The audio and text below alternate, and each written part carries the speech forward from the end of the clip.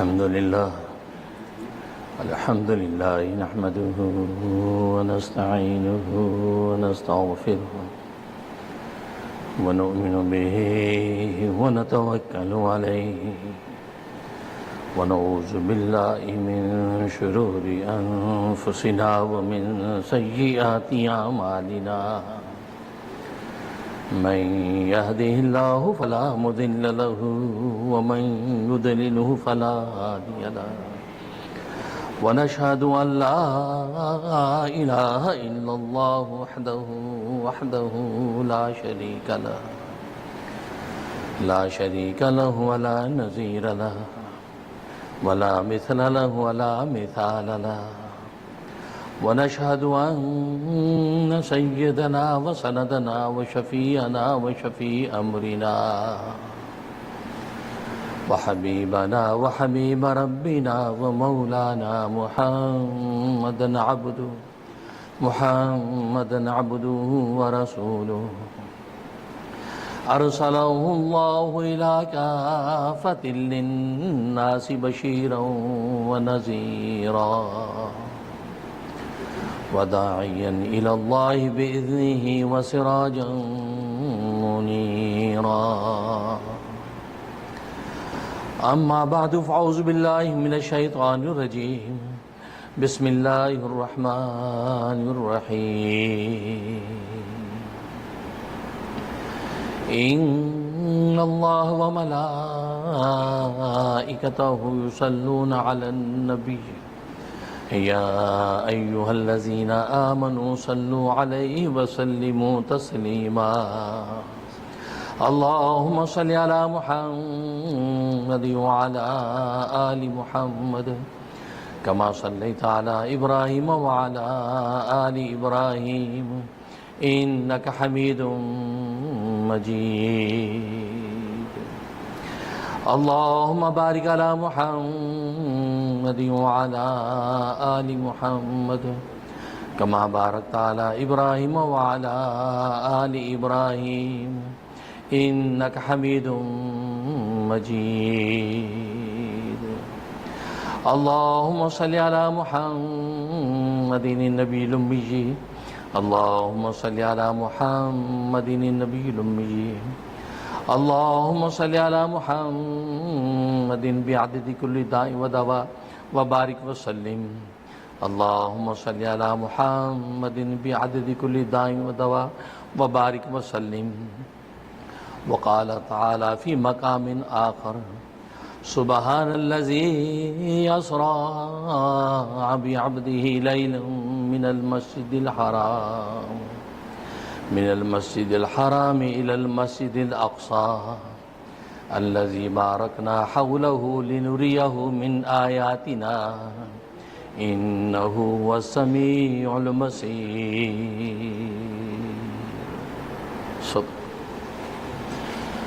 بزرگان محترم، برادرین عزیز اور میری اسلامی بہنیں، اللہ تبارک و تعالی نے آسمان و زمین کی اس دنیا میں دو نظام جاری کر رکھے ہیں. ایک مادی اور ظاہری نظام ہے اور ایک معنوی اور باطنی نظام ہے. مادی اور ظاہری نظام کا مدار عقل اور معاشرت پر رکھا ہے اور معنوی اور باطنی نظام کا مدار وحی اور عبادت پر رکھا ہے. گویا کہ یہ دو نظام پیرلل دنیا میں چلتے ہیں. ایک ظاہری نظام ہے اور ایک باطنی نظام ہے. ظاہری اور مادی نظام کو تکوینی نظام کہتے ہیں اور باطنی اور معنوی نظام کو تشریعی نظام کہتے ہیں. تکوینی نظام کا مطلب ہے تکوین کون سے ہے، کون سے کائنات ہے. تو کائنات میں شب و روز ہم جو کچھ کرتے نظر آتے ہیں اور کائنات میں جو کچھ شب و روز ہوتا نظر آتا ہے اس کو تکوینی نظام کہتے ہیں. سورج وقت پہ نکلتا ہے، وقت پہ غروب ہوتا ہے. چاند اپنے وقت پہ طلوع ہو جاتا، غائب ہو جاتا ہے. ستارے رات کے اندھیروں میں ٹمٹمانے لگتے ہیں، دن کے سویرے میں غائب ہو جاتے ہیں. ہم صبح اپنے گھر سے نکل کے دکان جاتے ہیں، دفتر جاتے ہیں. شام کو دکان دفتر سے واپس گھر آتے ہیں. گویا کہ یہ شب و روز کا نظام جو چلتا ہے اس کو تکوینی نظام کہتے ہیں۔ اس کا مدار عقل اور معاشرت پر ہے۔ ہم کہیں اپنی عقل سے کسی منزل کی طرف جاتے ہیں، کہیں معاشرت کی بہتری کے لیے آگے بڑھتے ہیں، تو عقل و معاشرت سے ہم مختلف تدبیریں کرتے ہوئے اس تکوینی نظام میں ترقی حاصل کرنے کی کوشش کرتے ہیں۔ اور دوسرا نظام تشریعی نظام ہے۔ تشریعی نظام کا مدار جیسے میں نے عرض کیا وحی اور عبادت پر ہے کہ یہ عبادتیں شریعت کی اس تشریعی نظام کے تحت چلتی ہیں۔ ہم اپنی شب و روز ہی کی زندگی میں 5 وقت نماز پڑھتے نظر آتے ہیں، رمضان کے روزے رکھتے نظر آتے ہیں، سال میں زکاتیں بانٹتے نظر آتے ہیں، اور حج بیت اللہ کے لبیک لبیک کے نعرے لگاتے نظر آتے ہیں۔ یہ وہ تشریعی نظام ہے جو ہم تکوینی نظام کے پیرلل لے کے چل رہے ہیں تاکہ شریعت کی عبادتیں بھی پوری ہوتی رہیں اور ہماری دنیا کی معیشتیں بھی پوری ہوتی رہیں۔ اور یہی دین اسلام کی خوبصورتی ہے، وہ بالکل کاٹ کے نہیں رکھتا، وہ دنیا سے کاٹ کے نہیں رکھتا۔ اس لیے نبی کریم صلی اللہ علیہ وسلم نے ارشاد فرما دیا، لا رہبانیت فی الاسلام، اسلام میں رہبانیت نہیں ہے کہ دنیا سے کٹ کے تم جنگلوں میں آباد ہو جاؤ، غاروں اور پہاڑوں میں رہنے لگو اور دنیا کے مال و متاع سے تمہیں کوئی مطلب نہ رہے۔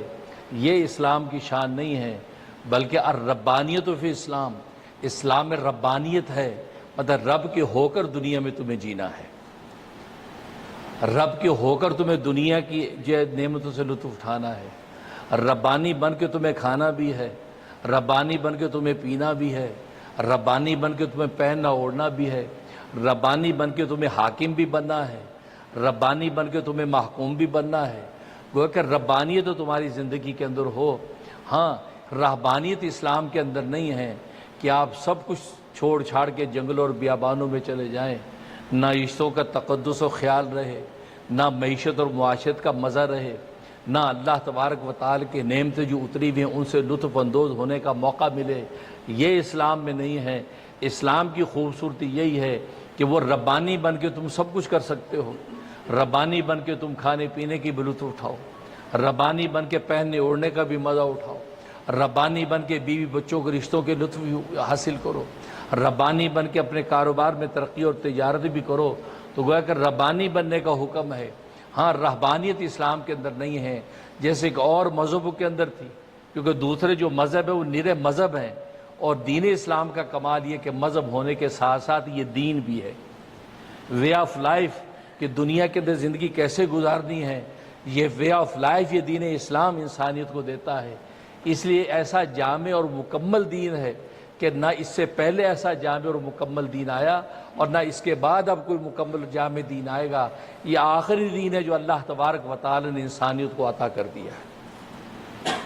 اور خود قرآن کریم کی آیات اتر آئیں، الیوم اکملت لکم دینکم واتممت علیکم نعمتی ورضیت لکم الاسلام دینا۔ آج کے دن میں نے تمہارے لیے تمہارے دین کو مکمل کر دیا ہے، اور میں نے تمہارے لیے دین اسلام کو پسند کیا ہے۔ ورضیت لکم الاسلام دینا، نعمت میں نے اپنی مکمل کر دی اور دین اسلام تمہارے لیے پسند کیا ہے، کیونکہ اسلام یہ وہ دین ہے کہ اتنا کامل و مکمل ہے کہ اس کے بعد کسی دین کی اب ضرورت نہیں ہے۔ یہ آخری دین ہے، اور دین کے لانے والے جو پیغمبر ہیں محمد مصطفیٰ احمد مجتبیٰ صلی اللہ علیہ وسلم، یہ اب آخری نبی ہیں۔ چنانچہ فرمایا انا خاتم النبیین لا نبی بعدی، میں خاتم النبیین ہوں، یعنی نبوت کی جتنے کمالات تھے وہ میری ذات پر ختم ہو گئے ہیں۔ اب نبوت کا ادنا کمال بھی ایسا باقی نہیں ہے، اس کمال کو ظاہر کرنے کے لیے اللہ تبارک و تعالیٰ کو کوئی نیا نبی لانا پڑے۔ اب کوئی نبوت کا کمال باقی نہیں، سارے نبوت کے کمال آپ کی ذات پر ختم ہو چکے ہیں۔ اور یہی وجہ قتل دجال کے لیے اللہ تبارک و تعالیٰ کسی نئے نبی کو نہیں لائیں گے، اس لیے کہ نبوت کو کوئی کمال ہے ہی نہیں کہ کسی نئے نبی کو کمال دے کر لایا جائے۔ نبوت کے کمال آپ کی ذات پہ ختم ہو گئے، اس لیے اس قتل دجال کے لیے تو ایک نبوت کی استعداد والا شخص چاہیے تھا۔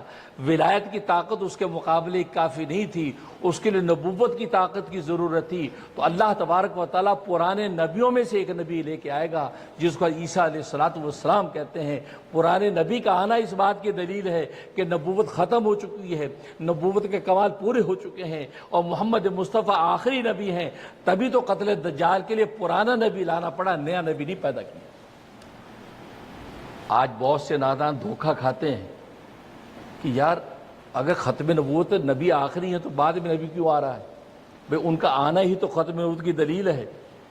اگر نئے نبی آنے کی گنجائش ہوتی تو اللہ نیا نبی لے آتا قتل دجال کے لیے، پرانا نبی کیوں لایا؟ اس لیے لایا کہ نئے نبی کی گنجائش ہی نہیں ہے، گنجائش ہی نہیں ہے، اور قتل دجال کے لیے ایسی شخصیت چاہیے جسے نبوت کی استعداد اور طاقت ہو، تو اللہ تبارک و تعالیٰ پرانے نبی کو یعنی عیسیٰ علیہ السلام کو لے کے آئے، اور عیسیٰ علیہ السلام کا نزول یہ جو ہے وہ ختم نبوت کی شاندار دلیل ہے۔ یا جب بعض لوگ دھوکہ دیتے ہیں جی ختم نبوت ہے تو عیسیٰ علیہ السلام تو آئیں گے، ارے اس کا آنا ہی تو ختم نبوت کی دلیل ہے، ورنہ نیا نبی آتا، پرانے اللہ محتاج ہے کہ نیا نبی نہ لا سکے؟ اس کا مطلب یہ ہے کہ نبوت کے کمال آپ کی ذات پہ ختم ہو چکے تھے۔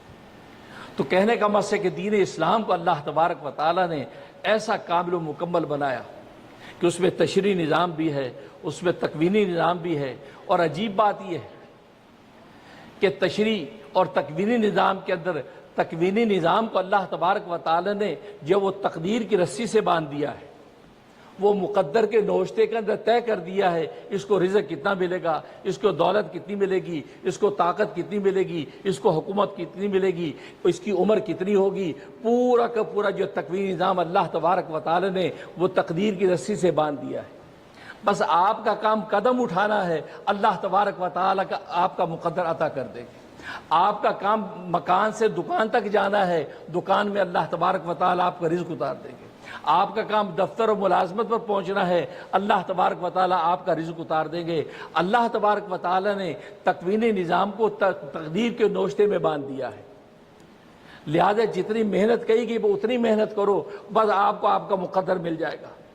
آپ اپنے مقدر کو بڑھا نہیں سکتے، ہاں البتہ اس کے اندر اس کی کوالٹی کو اچھا کر سکتے ہیں، اس کی کوانٹٹی میں اضافہ نہیں کر سکتے۔ رزق آپ کو اتنا ملے گا جتنا لکھ دیا ہے، لیکن اگر آپ اس کو اللہ تبارک و تعالیٰ کے منشا کے مطابق خرچ کریں گے تو اللہ تبارک و تعالیٰ اس رزق میں برکت ہی نہیں ڈال دیں گے کہ وہ رزق جو 50 سال کا تھا وہ آپ کے 100 سال کے لیے استعمال ہوگا۔ لکھا ہے روایات میں آتا ہے حضرت موسیٰ علیہ السلام کوہ طور پر اللہ سے ہم کلام ہونے کے لیے جا رہے تھے، ایک شخص ملا کہ حضرت آپ اللہ سے گفتگو کرنے جا رہے ہیں، میں بڑا غریب ہوں، بڑا مفلس ہوں، بڑا پریشان ہوں، روز فاقے، آج روٹی ملی کل نہیں ملی، آج ملی بس اسی طرح زندگی گزر رہی ہے۔ آپ اللہ تبارک و تعالیٰ سے یہ درخواست کریں کہ میرا جتنا مقدر رزق ہے سارا ایک ہی دن میں دے دیں، میں 5-10 دن مسلسل تو کھانا کھا لوں، اس کے بعد پھر موت۔ یہ روز روز کا فاقہ، روز روز کا بھوکا رہنا برداشت نہیں ہوتا، جتنا میرا لکھا وہ مجھے دے دیا جائے، لہذا میں روزانہ مگر پیٹ بھر کے تو کھایا کروں گا۔ حضرت موسیٰ علیہ السلام کوہ طور پر گئے، ہم کلام ہوئے، گفتگو ہوئی، تو اللہ تبارک و تعالیٰ کے سامنے درخواست رکھی کہ رب الجلال ایک مفلس غریب آدمی ملا ہے، کہتے روز فاقے گزرتے ہیں، بھوکا مرتا ہوں، پیاسا تڑپتا ہوں، جتنی روزی آپ نے مقدر رکھی ہے وہ ساری کی ساری دے دے مجھے، تاکہ میں روزانہ پیٹ بھر کے کھاؤں، روزی ختم ہو جائے گی خود بھی ختم ہو جاؤں گا۔ یہ اس کی درخواست ہے۔ اللہ تبارک و تعالیٰ نے فرمایا کہ ہاں اس کے مقدر میں 50 بکریاں ہیں اور 20 بوریاں گندم کی ہیں، اور اس کے مقدر میں فلاں فلاں چیزیں ہیں، یہ اٹھا کے اس کو دے دینا۔ اس کو 50 بکریاں مل گئیں، 20 بوریاں گندم کی مل گئیں، تو جو تھوڑا بہت تھا جو اناج دے دیا اس کو کہ یہ تیرا مقدر ہے، مکمل لے لو بھائی۔ وہ کہا جی ٹھیک ہے، اب میں روز ڈٹ کے کھاؤں گا، جب یہ ختم ہو جائے گا تو ختم، کم از کم بھوکا تو تڑپوں گا۔ اس کے 2-4 سال کے بعد حضرت موسیٰ علیہ السلام اسی راستے سے گزرے تو دیکھا بڑا عالیشان ایک حویلی بنی ہوئی ہے، لوگوں کا تانتا بندہ پہ، لوگ اندر جا رہے ہیں آ رہے ہیں جا رہے ہیں آ رہے ہیں۔ حضرت فرمایا کہ یار یہ تو حویلی تھی نہیں، یہ کس کی حویلی ہے؟ حضرت آگے گئے، اندر جا کے دیکھا تو وہی شخص وہ سامنے شاہی تخت کے اوپر بیٹھا ہے، شاہی تخت پہ بیٹھا ہے اور احکام جاری کر رہا ہے، اس کو کھانا دے دو بھائی، اس کو دسترخوان بچھاؤ، اس کو پانی پلاؤ، وہ احکام دے رہا ہے اور لوگ کھانا کھا رہے ہیں ہزاروں۔ حضرت بڑے حیران ہوئے کہ اس کا مقدر تو وہ 50 بکری اور 20 بوریاں گندم کی تھیں، اور یہ یہاں ہزاروں لوگ کھا رہے ہیں، آ رہے ہیں، جا رہے ہیں۔ تو پوچھا لوگوں سے کہ بھائی یہ سلسلہ کب سے ہے؟ کہا کہ یہ تو عرصہ ہو گیا بھائی، عرصے سے سلسلہ جاری ہے۔ بڑے حیران ہوئے کہ یار کمال ہے، اس کی روزی تو تھوڑی سی تھی اور یہاں تو دسترخوان بچھے ہوئے ہیں۔ تو آپ اس کے پاس چلے گئے، میاں پہچانا مجھے؟ جی حضرت، کھڑا ہو گیا، السلام علیکم۔ میاں میں نے تمہیں پہچان لیا، تم وہی ہو نا جو مفلس فقیر، تم نے مجھے ایک درخواست اللہ کے دربار میں؟ جی جی جی وہی ہوں۔ بھائی یہ کیا ہے؟ 50 بکریاں اور 20 بوریاں گندم کی، اور تمہیں سالہ سال سے یہ لنگر سنا چلا رہے ہو، یہ کیا ماجرا ہے؟ وہ مسکرایا، کہا کہ اصل میں نے اللہ سے تجارت کر لی، میں اللہ کو پارٹنر بنایا۔ آج کہتے ہیں پارٹنر ڈھونڈو یار، کو پارٹنر ڈھونڈو، ساری دنیا کا پارٹنر ڈھونڈتے اللہ کو بھول جاتے ہیں۔ یار اللہ کو پارٹنر بنا لو بھائی، اللہ پارٹنر بن جائے تو نفع ہوگا کہ نہیں نفع ہوگا؟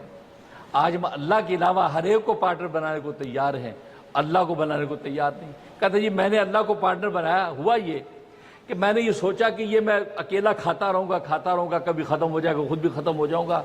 چلو جب ختم ہی ہونا ہے تو میں نے اپنے دوستوں یاروں غریبوں کو بلایا، میں نے وہ بکریاں ذبح کی اور گندم کے آٹے گوندے، سالن پکایا۔ میں نے کہا ابھی سب کی دعوت عام ہے، سب کی دعوت عام کرنا شروع کر دی۔ اب پہلے دن ہزاروں غریبوں نے بھی کھایا، مہمانوں دوستوں نے بھی کھایا۔ تو جب میں نے لوگوں کو یہ کھلایا تو اللہ تبارک و تعالیٰ نے ہاتھ غیبی میں آواز دی کہ اے اللہ کے بندے، تو نے میرے مہمانوں اور غریبوں کو کھلایا، تو میرے ساتھ تجارت کر لی ہے، اب تیرا دسترخوان کبھی بند نہیں ہوگا بلکہ وسیع ہوگا، تو کھلاتا رہ، میں تجھے دیتا رہوں گا۔ اب دیکھیے اللہ کے ساتھ تجارت، اب رزق مقدر اتنا ہے، لیکن اس کی کوالٹی کو اگر بڑھانا چاہتے ہیں تو اللہ کے راستے میں دینا سیکھو، اللہ کے غریبوں کا پیٹ بھرنا سیکھو، بیواؤں کے سر پہ ہاتھ رکھنا سیکھو، تو آپ کا جو مقدر جو تھوڑا سا نظر آتا ہے، اللہ تبارک و تعالیٰ اس کو اتنا بڑھا دیں گے کہ ختم ہونے کا نام نہیں لے گا۔ تو تقدیر کی رسی کے ساتھ اللہ نے تکوینی نظام کو باندھا ہے، اور تشریعی نظام کو اللہ تبارک و تعالیٰ تدبیر کی رسی سے باندھا ہے۔ تدبیر کا مطلب یہ ہے آپ عبادتیں کرتے چلے جاؤ گے تو اللہ کا قرب بڑھتا چلا جائے گا، جتنا زیادہ اس کے اندر گڑ ڈالو گے اتنا میٹھا ہوتا چلا جائے گا۔ روزے رکھو گے، زکاتیں ادا کرو گے، خدا کے سجدے دو گے، لا الہ کی ضرب لگاؤ گے، خدا کو یاد کرو گے، تو گویا کہ تشریعی نظام اس کو تدبیر پہ رکھا۔ آپ اپنی تدبیر جتنی طاقت لگاتے جاؤ گے اللہ تبارک و تعالیٰ اپنا قرب اتنا زیادہ تمہیں عطا کرتے جائے گا۔ اور ظاہر ہے تشریعی عبادتوں میں نماز بھی ہے، روزہ بھی ہے، حج بھی ہے، زکوٰۃ بھی ہے، یہ ساری عبادات ہیں، لیکن یہ عبادات کے لیے اللہ تبارک و تعالی نے عبادت گاہیں بنا رکھی ہیں۔ ان عبادت گاہوں کو مسجدیں کہتے ہیں، مسجدیں کہتے ہیں۔ اور مسجد کا عنوان ایسا عجیب و غریب ہے، میں نے سورۃ اسراء کی آیت پڑھی ہے جس میں معراج و اسراء کا واقعہ ذکر کیا گیا ہے، اس میں آپ نے غور نہیں کیا کہ اللہ نے آپ کے سفر کو مسجد سے شروع کر کے مسجد پہ جا کے ٹھہرایا ہے۔ آخر اس میں کیا راز ہے کہ گھر سے بھی تو اٹھا کے لے آیا جا سکتا تھا، حالانکہ سفر بجائے گھر سے اوپر اللہ کی تک پہنچنا چاہیے تھا، لیکن اللہ تبارک و تعالیٰ نے مسجد حرام سے آپ کو اٹھایا اس سفر کے لیے اور مسجد اقصیٰ تک پہنچایا۔ تو دونوں جگہ مسجدیں ہیں، مسجد سے مسجد تک کا سفر کیا تو اللہ تبارک و تعالیٰ نے اپنے پاس بلا لیا۔ اس میں اصل میں ایک راز ہے، وہ راز یہ ہے کہ اگر دنیا اور دین کی ترقی اگر تم چاہتے ہو تو مسجدوں کے ساتھ اگر تمہارا قلب و تعلق پختہ ہو جائے گا اور مسجدوں میں اگر تمہارا دل اٹکا رہے گا تو ساری ترقیوں کے معراج مسجدیں ہی ہیں۔ اللہ مسجدوں سے جو اٹھا کے عروج کرتا ہے اور معراج کا مقام مسجدوں کے ذریعے سے ملتا ہے۔ اور یہ مسجدیں یہ وہ مقامات ہیں کہ حدیث میں فرمایا کہ احب البلادی اللہ مساجد ہوا، کہ روئے زمین پر سب سے محبوب ترین اگر کوئی جگہ ہیں اللہ تبارک و تعالیٰ کے نزدیک وہ مسجدیں ہیں۔ وَأَبْغَضُ الْبِلَادِ إِلَى اللَّهِ أَسْوَاقُهَا، اور اللہ تبارک و تعالیٰ کے نزدیک سب سے بری جگہ اگر زمین میں ہیں تو وہ بازار ہیں۔ بازار، جن بازاروں کو آج ہم تفریح کا مقام سمجھتے ہیں، اجی وہاں پہ کھانا بھی ملے گا، اجی وہاں ہوٹلنگ بھی کریں گے، اجی کپڑا لتا بھی خریدیں گے، اجی شاپنگ بھی کریں گے، فلاں مال میں بھی جائیں گے، لیکن اللہ تبارک و تعالیٰ فرماتے ہیں سب سے بری جگہ اگر ہوئے زمین پہ تو بازار ہے، کیونکہ وہاں نہ نماز پڑھی جا سکتی ہے، نہ انسان ذکر و اذکار کی، بلکہ دنیا کی جو فسق و فجور کی احوال کے اندر مبتلا ہے۔ لیکن پھر مسجدیں یہ اللہ تبارک و تعالیٰ کو سب سے زیادہ محبوب ہے۔ ساری عبادتوں کا مرکز جو مسجدیں، اور ظاہر ہے کہ روئے زمین پہ اللہ تبارک و تعالی نے سب سے پہلے اپنی مسجد اتاری، یعنی بیت اللہ کو اتارا، جو بیت المعمور چوتھے آسمان پر تھا اللہ تبارک و تعالی زمین پر اتارا۔ پھر رسول اللہ صلی اللہ علیہ وسلم جب مکہ سے مدینہ پہنچے تو سب سے پہلے مسجد کی بنیاد رکھی، عجیب مسجد بنانی ہے۔ تو یہ وہ سارے اعمال ہیں، غور کرنے کی ضرورت۔ آخر بات کیا ہے؟ ہر بات میں مسجد، پہلی مسجد میں چندہ، مسجد کی کا پکار، مسجد کی دعوت، یہ کیا بات ہے؟ بات یہ ہے، یہ وہ ٹکڑے ہوتے ہیں مسجدیں کہ جب قیامت آئے گی تو حدیث میں آتا ہے اللہ تبارک و تعالیٰ ان مسجدوں کے جو ٹکڑے ہیں ان کو اٹھا لیں گے اور جنتوں کے ساتھ پیمنٹ کر دیں گے۔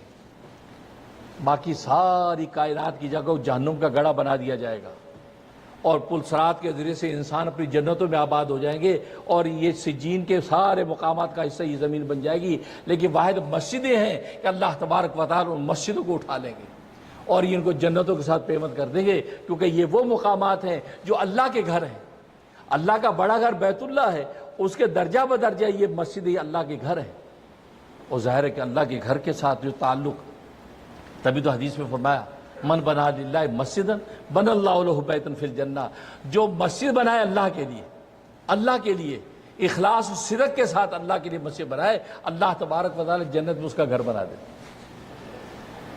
اور پھر یہ علماء فرماتے ہیں کہ پوری مسجد بنانا ضروری نہیں ہے، اگر وسعت ہے تو پوری مسجد اکیلا آدمی بنائے۔ اور بہت سی قوموں کے اندر یہ گویا کہ ان کے اندر یہ ایک ذوق ہے کہ پوری مسجد کا خرچہ ان کو بتاؤ تو پوری مسجد بنائیں گے۔ اگر آلریڈی آپ نے آدھی بنا لی تو باقی آدھی بنانے میں کہتے ہیں اچھا سوچیں گے، یعنی وہ سوچتے ہیں کہ پوری مسجد بنانی۔ یہ اللہ نے خاص عربوں کے اندر اللہ تبارک و تعالیٰ نے ذوق دے رکھا ہے۔ عرب شیوخ کے اندر میں نے سنا ان میں ذوق ہے کہ پوری مسجد، اس کا بتاؤ کتنا ہے چیک، اگر جی اتنی بن گئی اتنی باقی ہے، او اچھا جو تھوڑا بہت دے دیتے، کہ مزہ نہیں آیا۔ اور یہ ہے شیروں کی طرح جب اللہ کے راستے میں دیتے ہیں تو اللہ تبارک و تعالیٰ بھی شیروں کی طرح ان کو عطا کرتے ہیں۔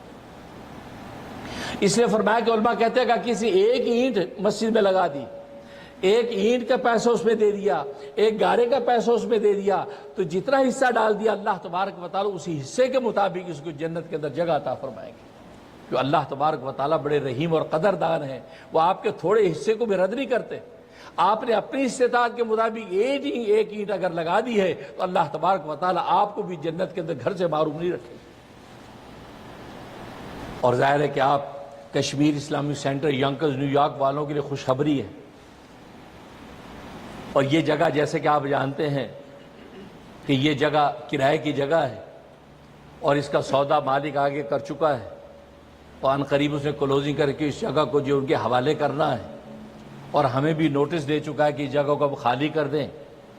لہٰذا ہم نے آگے جگہ لینے کے لیے ان کو درخواست کی کہ آگے جگہ ہم ڈھونڈ رہے ہیں، اگر وہ جگہ مل جاتی ہے تو پھر انشاءاللہ آپ ہمارے پھر ہم یہ جگہ خالی کر کے چلے جائیں گے۔ ظاہر مختلف جگہوں کو دیکھا، اور کمیونٹی یہاں قریب کمیونٹی آباد ہوئی، یہاں کمیونٹی ہمارے ساتھ جڑ گئی، تقریباً 7 سال سے اوپر عرصہ ہو گیا یہاں پر ماشاءاللہ یہ کشمیر اسلامی سینٹر یعنی عارفی مسجد کام کر رہی ہے۔ تو اللہ تبارک و تعالی نے آپ کے درد دل کی وجہ سے، آپ کی اس مسجد کے ساتھ کے تعلق اور محبت کی وجہ سے اللہ تبارک و تعالی اس کے پڑوس والی جگہ عطا فرمائی، یعنی اس کارنر پہ یہ جگہ ہے، اس کے سامنے والے کارنر پہ وہ جگہ ہے۔ یعنی آپ کو بالکل اچنبھا نہیں لگے گا کہ نئی کمیونٹی نئے ماحول میں چلے گا، نہیں لگتا ہے اس خطے کو علاقے کو اللہ تبارک و تعالی ایسا قبول کر لیا۔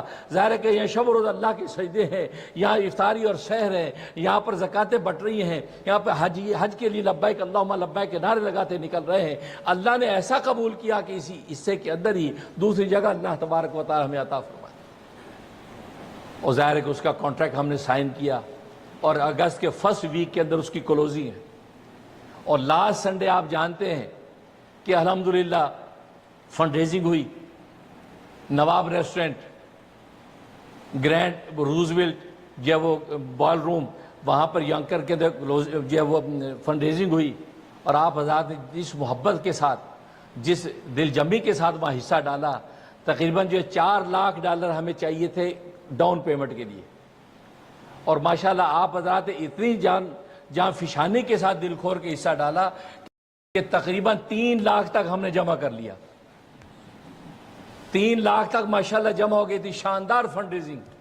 تکبیر، تکبیر، نعرہ رسالت، محمد رسول اللہ، تاجدار ختم نبوت، زندہ آباد۔ تو دیکھو یہ اللہ تبارک و تعالیٰ اپنے گھروں کو بنانے میں بڑا غیرت مند ہے۔ آپ حصہ نہ بھی ڈالیں گے تو اللہ بنا دیں گے، لیکن آپ نے حصہ ڈال دیا، آپ اللہ تبارک و تعالیٰ کے ساتھ تجارت کر بیٹھے ہیں۔ جب اللہ تبارک و تعالیٰ کے ساتھ تجارت ہوگی، اللہ کے گھر بنانے میں پیسے دے دیے، آپ سوچیں آپ کے گھر بنانے میں کوئی پیسے دے دے تو آپ کا کیا حال ہوگا؟ آپ اس کی محبت میں نہال ہو جائیں گے۔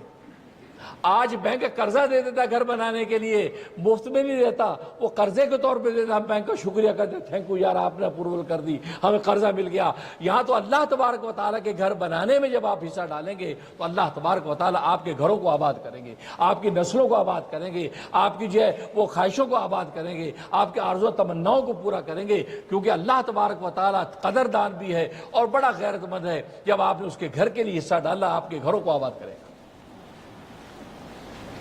اس لیے بہت سے چہرے تو مجھے نظر آ رہے ہیں جو ماشاءاللہ فنڈ ریزنگ کے اندر موجود تھے، اور بہت سے چہرے ایسے نظر آ رہے ہیں جو فنڈ ریزنگ میں کسی وجہ سے نہیں آ سکے۔ میں ان کے بارے میں حسن ظن رکھتا ہوں کہ کوئی معقول عذر ہو گیا ہوگا، کوئی وجہ ہوگی کہ وہ شریک نہیں ہو سکے، لیکن اگر بغیر کسی وجہ کے شریک نہیں ہوئے، سستی اور تکاسل کی وجہ سے، تو پھر یہ آپ حضرات کے لیے خطرناک بات ہے۔ آپ کے دوست کا گھر بن رہا ہو اور وہ دوست بلا کہ میرا گھر بن رہا آج افتتاح ہے، تو آپ کی شوق و ذوق کے ساتھ جائیں گے، اور اللہ کہتے ہیں سارے ایمان والے میرے دوست ہیں، میں ان کا دوست ہوں، اور اللہ کے گھر بنانے کے لیے اعلان عام ہو رہا ہے، اور آپ کو اتنا فرصت وقت نہیں ملا کہ آپ اس میں آ ہی جائیں۔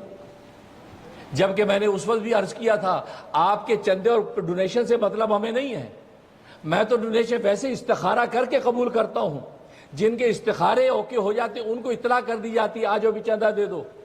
اور جتنے لوگ وہاں ماشاءاللہ نواب ریسٹورنٹ میں جمع ہوئے تھے، میں اس کا پہلے سے استخارہ کر کے اللہ تبارک و تعالی سے منظوریہ کر کے حاضر ہوا تھا، اور اس کی برکت تھی کہ اللہ تبارک و تعالی نے جتنا مجمع تھا، اللہ تبارک و تعالی ایسی توفیق عطا فرمائی کہ عورتوں نے اپنے ہاتھوں کے کنگن اتار کے اللہ کے راستے میں دے دی، عورتوں نے اپنے زیورات دے دیے، مردوں نے تو کمال دکھایا، اور ایک مختصر سے وقت میں تقریباً 3 لاکھ تک ماشاءاللہ جمع ہو گیا، صرف 1 لاکھ بظاہر باقی۔ اس کا مطلب یہ ہے کہ اللہ کے ہاں جب منظوری کروا کے میں آیا تھا، اللہ نے اس منظوری کا حق دکھایا۔ لیکن جو لوگ نہیں آئے، ہم معقول عذر کی وجہ سے نہیں آئے تو کوئی بات نہیں، لیکن اگر سستی کی وجہ سے نہیں آئے اور چھڈو یار بہت لوگ جان میرے جاننا کی ہوں نہیں، آپ نے اللہ کو بھی پہچانا نہیں ہے، اللہ کے گھر کو بھی پہچانا نہیں ہے، اللہ کے گھر کی بنیادیں قائم ہو رہی اس کو بھی پہچانا نہیں ہے۔ رسول اللہ مسجد بناتے ہیں تو وہاں اینٹ رکھتے ہیں، اور دوسرے صحابہ بھی کوشش کرتے ہیں ہم بھی تھوڑا سا گارا ڈال دیں۔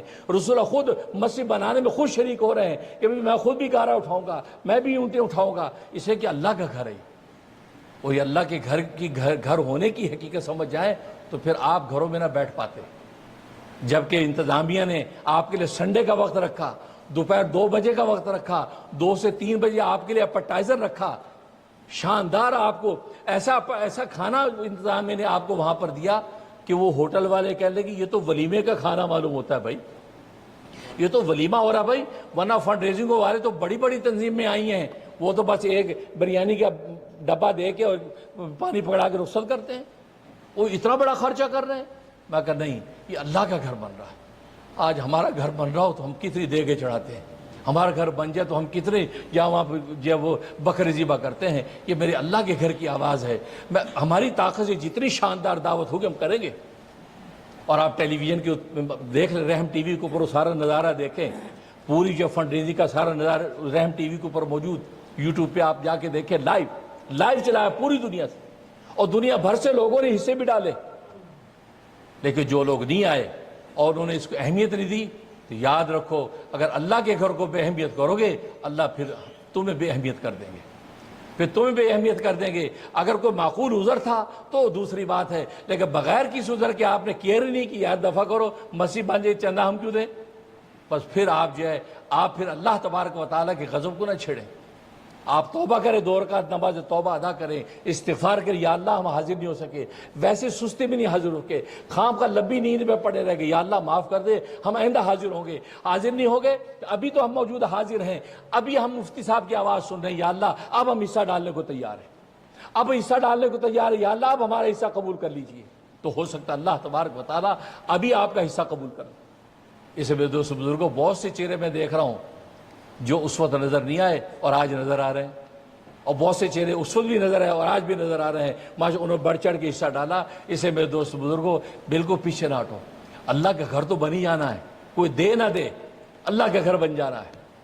مسجد نبوی آپ کو پتہ ہے کہ یتیم بچوں کی زمین اللہ نے قبول کی، یتیم بچوں کی زمین، یتیموں نے کہا نہیں اللہ کے لیے ہم دیتے ہیں، کہا کہ نہیں یتیموں کی زمین ایسے نہیں لوں گا، اس کا مجھے بتاؤ قیمت کیا، میں قیمت ادا کروں گا۔ رسول اللہ صلی اللہ علیہ وسلم مسجد نبوی یعنی یتیموں کو قبول کرنا چاہے تو اللہ یتیموں کی زمین مسجد نبوی کے قبول کر لے۔ جس مسجد نبوی کے اندر نماز پڑھنے کا ثواب، ایک نماز کا ثواب 50,000 کے برابر، بیت اللہ میں نماز پڑھنے کا ثواب 1,00,000 کے برابر، بیت المقدس کے اندر نماز پڑھنے کا ثواب 25,000 کے برابر۔ اب اس سے آپ اندازہ کریں کہ کتنی بڑی قیمتیں ان مسجدوں کی، اور رسول اللہ صلی اللہ علیہ وسلم کے اپنے انداز سے پتہ چلتا ہے کہ مسجدوں کی کیا قیمت ہوتی ہے۔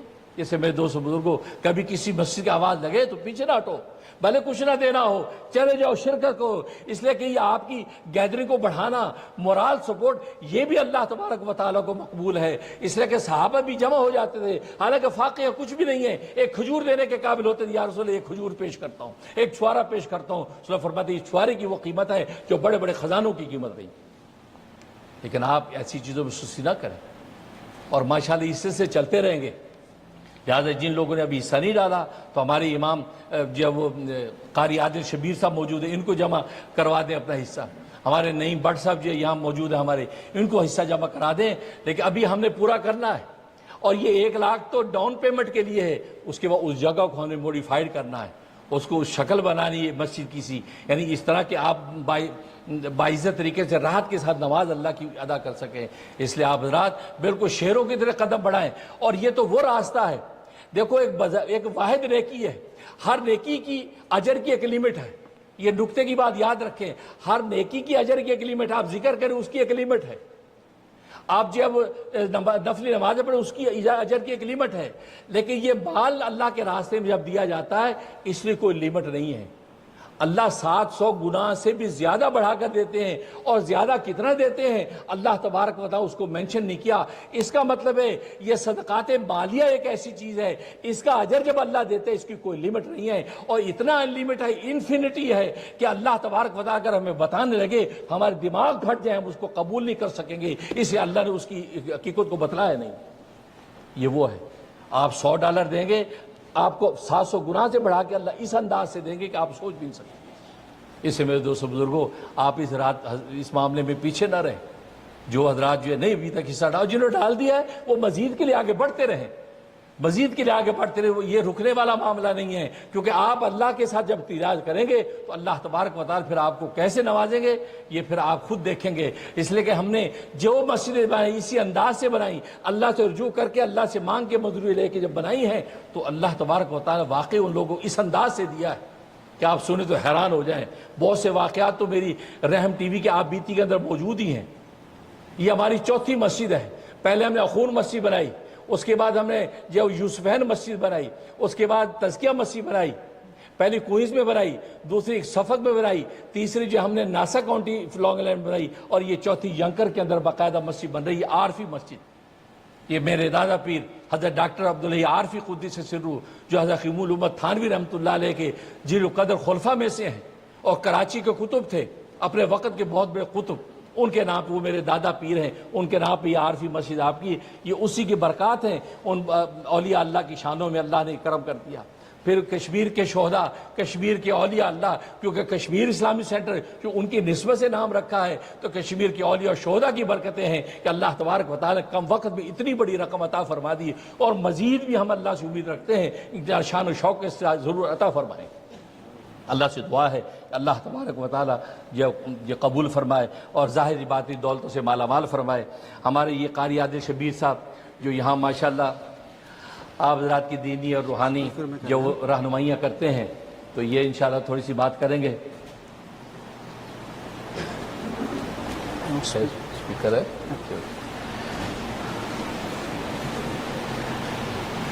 السلام علیکم، ماشاءاللہ۔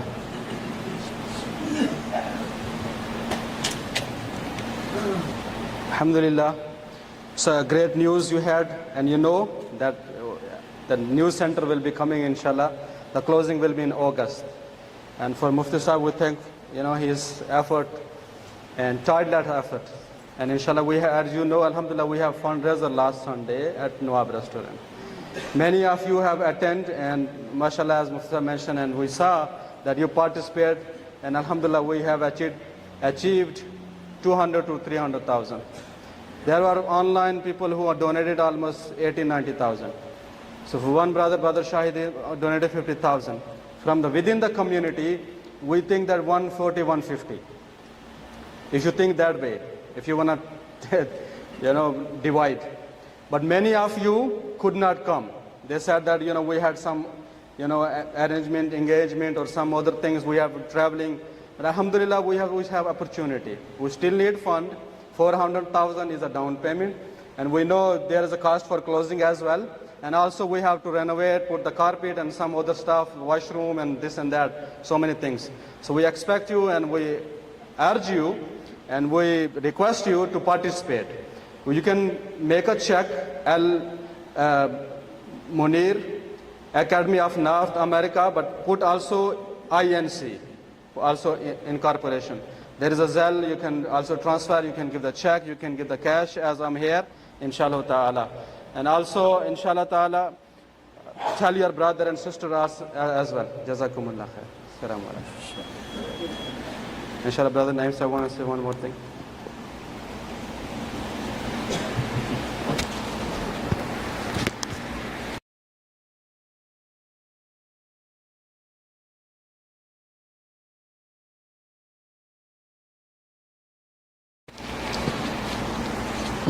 बिस्मिल्लाहिर्रहमानिर्रहीम। जैसा कि हज़रत साहब ने और कारी साहब ने सब बयान कर दिया फ़ंड रेजिंग के मुतल्लिक़, एक दो दोस्तों का सवाल था, मैंने सोचा कि ये सबसे बेहतर प्लेटफार्म यही है कि यहाँ से मैं जवाब दूँ। कुछ लोगों ने ये पूछा कि ये फ़ंड रेजिंग जो आप लोग कर रहे हैं इसका मुसर्रफ क्या होगा, इसका हिसाब किताब क्या होगा। तो हज़रत आपके सवाल के जवाब में मैं ये कहूँगा कि एक एक सिंगल डॉलर का ट्रैक रिकॉर्ड हमारे पास मौजूद होगा। जब आप लोग चाहें, जहाँ चाहें हमें बुलाएं या खुद आ जाएं, एक एक चीज़ का आपको मुकम्मल हिसाब मिलेगा। इसमें कोई चीज़ मख्फी नहीं, हर चीज़ वाज़ेह है, हर चीज़ हर बंदे की नज़र में है। जहाँ तक मुफ्ती साहब का तल्लुक़ है, ये नहीं कि इनकी मौजूदगी में मैं इनकी कोई तारीफ़ करने लगा हूँ। पूरे अमेरिका की हिस्ट्री में आप मुझे, ये मैं उन लोगों की बातों का जवाब दे रहा हूँ जिन्होंने मुझे कॉलें करके कुछ सवालात किए थे। आपके सवालों का जवाब यह है कि पूरे अमेरिका की तारीख़ में मुझे कोई इन जैसी शख्सियत दिखा दें जिस शख्स ने इतने इस्लामिक सेंटर कायम किए हों। जहाँ तक मेरे मरकज़ का तल्लुक़ है, मेरा पिछले कुछ सालों से इसके साथ तल्लुक़ है और मुफ्ती साहब की ज़ात से पिछले कुछ सालों से मेरी शनासाई है। बखुदा एक एक कदम पे आपने हमारी रहनुमाई की। इनको कभी ये पता भी नहीं हुआ कि हमने कितने पैसे इकट्ठे किए और कहाँ खर्च किए। जब भी हम इनके पास पहुँचे, जब भी इनके पास गए, इल्तिजा लेके गए कि हज़रत इतने $1000 की ज़रूरत है, हमें अता करें। कभी आज तक इन्होंने पूछा ही नहीं कि ये आपको किधर चाहिए, कहाँ चाहिए। बस ये इनको बताते हैं कि मस्जिद के मामलात के लिए ज़रूरत है। कभी इन्होंने किसी चीज़ का नहीं पूछा। और मैं ये कहूँगा कि मुफ्ती मुनीर कोई एक ज़ात नहीं, एक हिस्ट्री है, एक तारीख़ है पूरे अमेरिका के अंदर। तो मेरा ख्याल है मेरा जवाब आपको मिल गया होगा।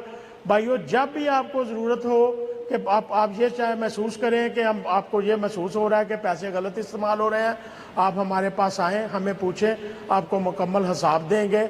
और मैं आज फिर खुसूसन अपने भाई शाहिद का शुक्रगुज़ार हूँ। इसकी कोशिश से, इसके आगाज़ से अल्लाह ताला ने हमारी फ़ंड रेजिंग में इतनी बरकत डाली। उन सब लोगों का एक दफ़ा फिर शुक्रिया जिन्होंने भरपूर तावन किया, जिन्होंने मदद की। इंशाअल्लाह ताला ये सिलसिला भी शुरू हुआ है और ये चलता रहेगा। अल्लाह ताला आप सबको जज़ाए खैर अता करे। माशाअल्लाह, माशाअल्लाह।